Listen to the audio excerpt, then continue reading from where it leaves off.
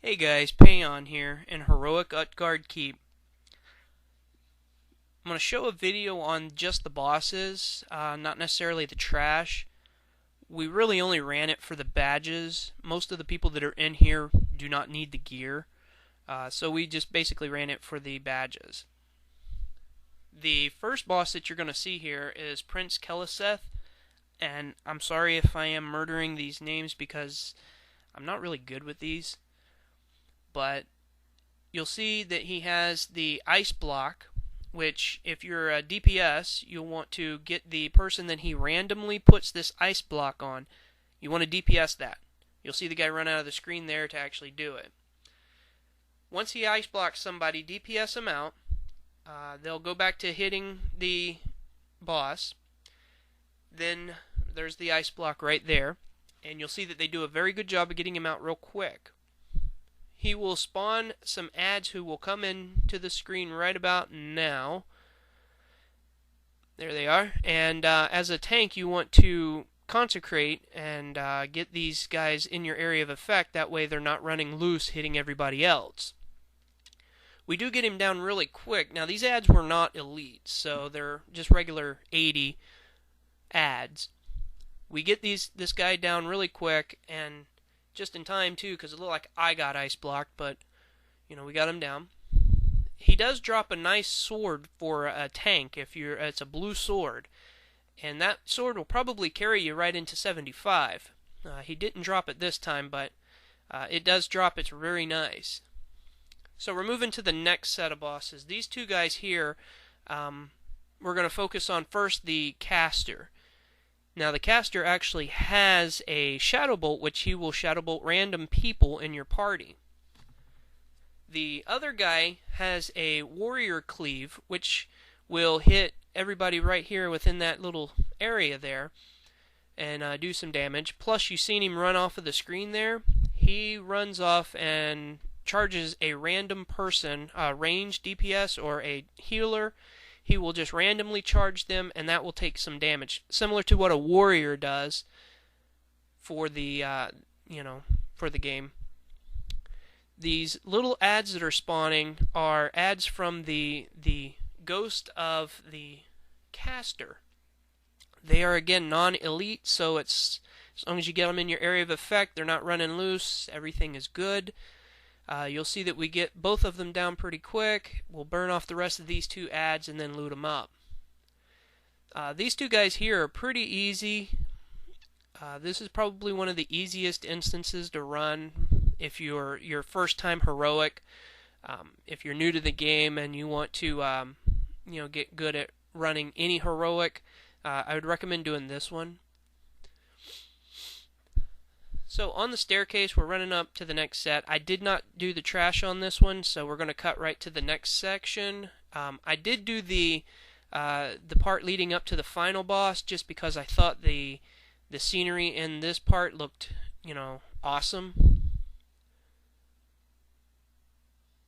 We're going to AoE these guys down, and I just wanted to mention the background is, if you look in the background, I've always liked the outdoor instances. I always thought they were really cool whenever they show the outdoor instance part, the backdroppings. It's pretty neat. I always find that very awesome to see. So this guy here flies down on a dragon. Again, consecrate and basically just get him down as quickly as possible.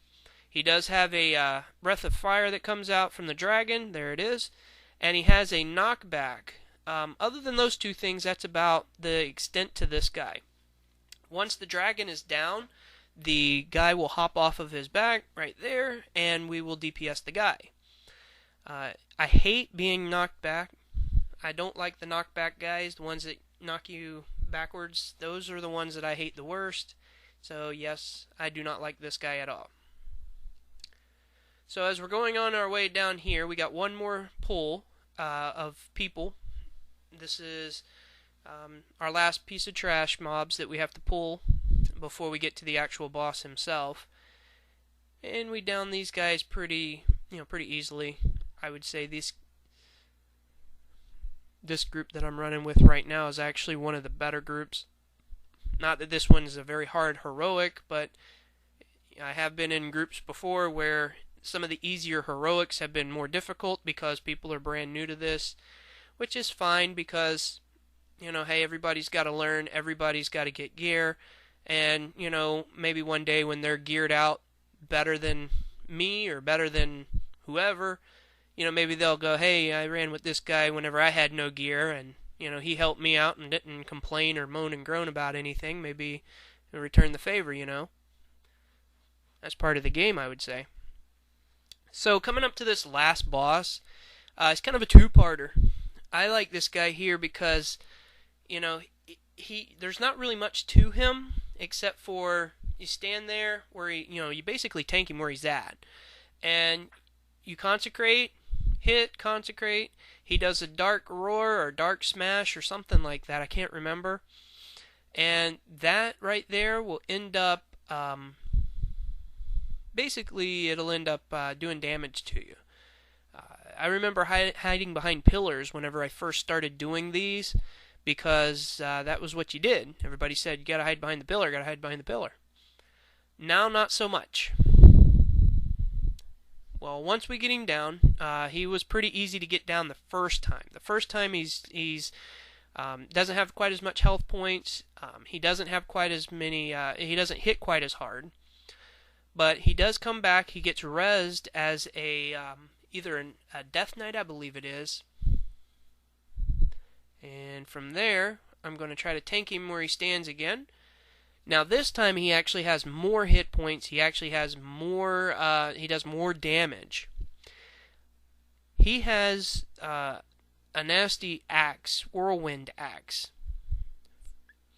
Once he throws that whirlwind axe, and you'll see it coming up shortly, right here. He throws that axe. You got to get out of the way. If you're standing there and you're in that axe, you are going to take some serious damage. As you're seeing, my health is just dropping right now. Luckily, I had a real good healer right there. Almost died. Luckily, we had a really good healer there who was able to keep me up, and I actually did use my lay hands. Probably didn't have to, but I did. And there's the axe still whirling around, and luckily we everybody lived, nobody died. It was everything went good. You will see the loot that drops. He does drop a nice epic. However, he does drop a nice, I believe it's a set of bracers, tanking bracers. But he didn't drop them this time, of course. Basically, we just looted up, and I mean, guys, that was it. I hope you enjoyed this video. I hope you subscribe, and I will be having more videos coming out soon. So, thanks again. I'm going to have new videos probably by the end of this week. Thanks for watching, guys. Hit subscribe. If you like it, add it to your favorites.